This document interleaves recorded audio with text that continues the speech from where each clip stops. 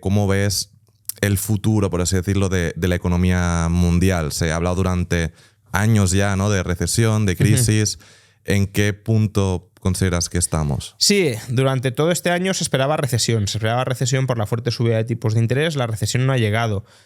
Tendería a pensar que la recesión se terminará llegando, aunque sea de forma retrasada, más que nada porque nuestras economías son muy dependientes del crédito y el hecho de haber encarecido tanto el crédito lleva a que muchas actividades que están muy interrelacionadas o dependen mucho de ese crédito, pues estén retrocediendo. El caso paradigmático, tanto en Europa como en Estados Unidos, es el sector de la construcción. Claro, tipos de interés muy altos, hipotecas en Estados Unidos, tipo fijo a 30 años al 7 al 8%, se hunde la demanda de hipotecas. Si se hunde la demanda de hipotecas, se hunde la demanda de viviendas. Si se hunde la demanda de viviendas, también se hunde la actividad en el sector de la construcción, y eso a su vez tiene un efecto, pues, multiplicador o expansivo sobre otros sectores, porque si no contratas gente en la construcción o si la despides, etcétera, pues eso contrae el gasto en otras partes de la economía. En España también se está dando un proceso similar, pero lo cierto es que las economías, al menos hasta el momento, han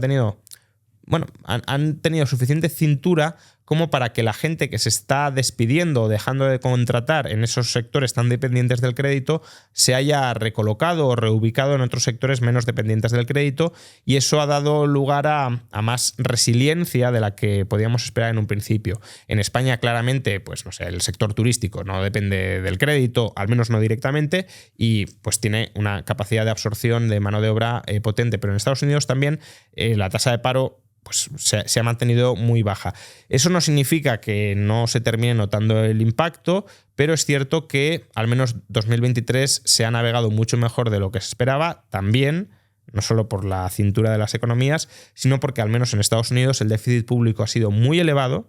Estamos hablando de un déficit público del 6-7% sobre el PIB, y eso como que ha cebado artificialmente la economía y le ha permitido contrarrestar parte de los efectos contractivos que sí tendría la subida de tipos. En parte ha sido la propia deuda que han pedido los países, que ha calmado un poco todo. En Estados Unidos. En Europa también hay deuda, pero es verdad que esa deuda se va reduciendo. En Estados Unidos es que se ha incrementado la deuda. En 2022 el gobierno se endeudó menos de lo que se ha endeudado en 2023. Por tanto, en Estados Unidos claramente ha habido un tono expansivo de la política fiscal, y eso pues ha, no sé si recalentado, o al menos sí ha sostenido la parte de la economía que podía estar resintiéndose como consecuencia de la subida de tipos. ¿Qué impacto puede tener ese aumento de deuda en Estados Unidos o en los países en general? A ver, depende.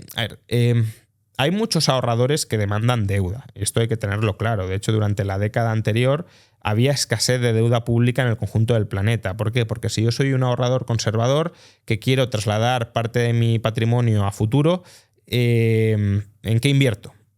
¿Vale? ¿En depósitos bancarios? Pues si soy un pequeño ahorrador conservador, bueno, puede servir. Pero claro, si soy un gran ahorrador de millones de dólares, un depósito bancario no me sirve porque no está cubierto por el Fondo de Garantía de Depósitos, con lo cual si quiebra el banco lo pierdo todo y el banco no me está dando ninguna rentabilidad. Por tanto, he de buscar otros instrumentos, como pueden ser, pues no sé, participaciones en fondos monetarios o en fondos de inversión, que estén muy vinculados a instrumentos con un valor muy estable, típicamente la deuda pública. Por tanto, la demanda de deuda pública global, no solo en Occidente, también en los países en vías de desarrollo, ha sido muy, muy fuerte, y eso ha permitido absorber esas emisiones tan grandes durante la década pasada de deuda pública. Durante la pandemia, los gobiernos se pasaron 4 pueblos, emitieron muchísima más deuda pública de la que podía absorber el mercado, y eso generó el estallido inflacionista que ahora mismo está dando aparentemente sus últimos coletazos. Si en el futuro se emite deuda pública a un ritmo que pueda absorber el mercado, es decir, los ahorradores, nuevo ahorro que quiero convertir en un activo más o menos de valor estable y seguro, pues no habrá tensiones desde ese punto de vista. Si los gobiernos se habitúan a endeudarse muy por encima de lo que pueden absorber los ahorradores, pues ahí tendríamos tensiones, un exceso de deuda, ¿no? Un exceso de deuda que se trasladaría en forma de más inflación y en forma de tipos de interés más altos. Y cuando empiezan a bajar los tipos de interés, y si la economía no ha caído, ¿esto quiere decir que no vamos a vivir una recesión como la que podíamos estar esperando? Claro, si empiezan a bajar los tipos... A ver, realmente las recesiones suelen coincidir con las bajadas de tipos, porque los bancos centrales bajan tipos muchas veces cuando anticipan que las cosas van mal, y por tanto, si empiezan a bajar preparan, ¿no? si empiezan a bajar tipos muy aceleradamente, probablemente sea porque ven algún problema y lo intenten anticipar y contrarrestar anticipadamente. Pero es verdad que ahora mismo los tipos de interés están algo más altos de lo que deberían estar en condiciones normales. No es que deban estar en el 0, pero desde luego tampoco en el 4 o en el 5, con lo cual sí cabe la posibilidad de que veamos ciertas bajadas, tampoco creo que excesivas, pero ciertas bajadas de tipos en el futuro y que eso no haya ido de la mano de una recesión. Pero, bueno, yo sería prudente también a la hora de descartar que la recesión termine llegando si la restricción crediticia sigue a unos niveles similares a los actuales. ¿Cómo crees que se podría proteger un ahorrador particular de una posible recesión? ¿Con bonos o qué tipo de instrumentos? Es que depende mucho también del horizonte temporal que tenga, porque, a ver, un joven, ¿en qué sentido se tiene que proteger de la recesión? Si el objetivo de un joven es incrementar su patrimonio a largo plazo, a 20, 30 años, la recesión que pueda ocurrir este año o el año que viene, pues más o menos le tiene que dar igual. Hombre, a ver, puede ser una oportunidad de me salgo antes de que llegue la recesión, compro cuando haya caído todo, pero fíjate que hacer ese juego es muy complicado. Es muy complicado porque se esperaba recesión este año, de hecho era la recesión más anticipada de la historia, el 80% de los economistas decían que iba a haber recesión.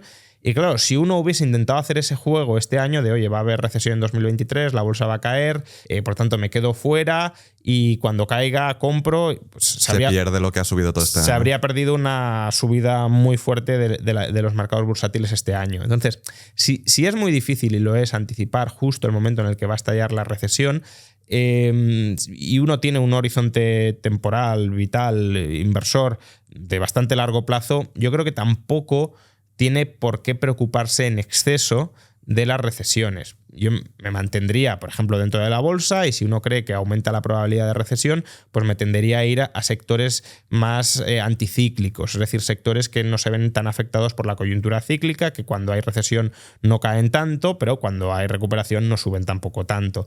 No estaría, por ejemplo, en la construcción, que es un sector típicamente cíclico.